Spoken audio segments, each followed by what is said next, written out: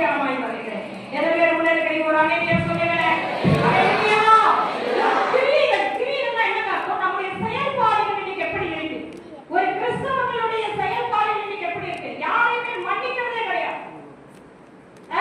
பரிசுத்தாவி எப்படி இருக்கிறார் உணர்வாங்கன்னா அந்த ஆராதனை நல்லா பீட் சவுண்ட் கேட்டபோது அந்நிய பாஷை வரும்.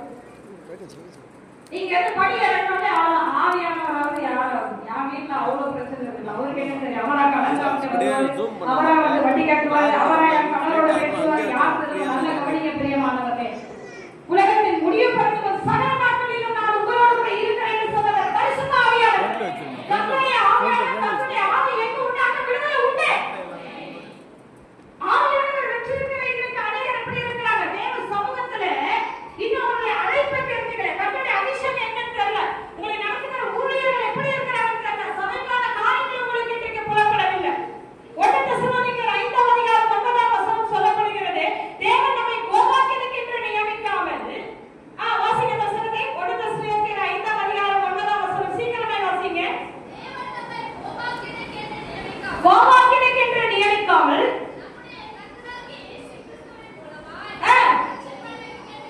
ரட்சிப்பு அடைவதற்கென்று உன்னை அழைத்திருக்கிறார். ரட்சிக்கப்பட்டு நீ அவருக்கு உபயோகமுள்ள பாத்திரமாய் இருக்கும்படி உன்னை அழைத்திருக்கிறார். எத்தனை பேர் ஆமென் சொல்றீங்க? எத்தனை பேர் நீங்க அநேகருக்கு ஜெபிக்கிறவங்களா இருக்கீங்க? கை தூக்கி காட்டுங்க. எத்தனை பேர் பிசாசுகளை விரட்டி இருக்கிறீங்க?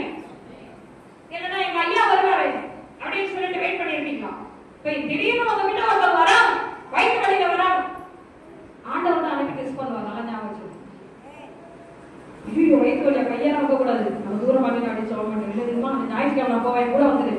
கவனி பிரியமானவர்களே, விசுவாசியே, தேவனால் அபிஷேகம் பண்ணப்பட்ட அருமையான தேவன பிள்ளையே, மகிமையான ஒரு ஊழியத்துல இந்த சபையில கொண்டு வந்து உங்களை சேர்த்திருக்கிறேன். நீங்க எவ்வளவு ஆண்டுகளுக்காக நீங்க பிரயாசம் பண்றீங்க?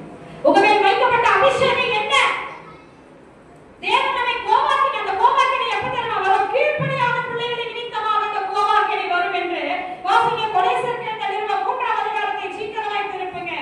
கர்த்தருடைய நாமம் மகிமைப்படுவதாக 5ஆம் வசனத்தை நானே வாசிக்கிற நேரம் இல்ல. கொலைசியர் 3:5ஆம் வசனம், ஆவியால் உபச்சாரம், அசுத்தம், மோகம், துரியச்சை, விக்கிரகாராதனையான பொருளாசை ஆகிய இவைகளை பூமியில் உண்டு பண்ணுகிற உங்கள் அவயங்களை அழித்து போடுங்கள். இவைகளின் பொருட்டே கீழ்ப்படியான பிள்ளைகளின் தேவ கோபாக்கினை வரும். யார் மேல வந்து சொல்லுங்க? புறஜாதிகள் மேல வருதா? யார் மேல வந்து?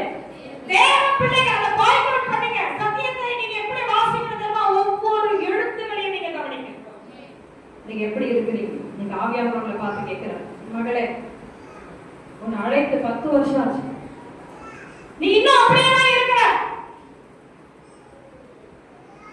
நீ இன்னும் அடுத்த கட்டத்துக்கு நீ வரவே இல்லை.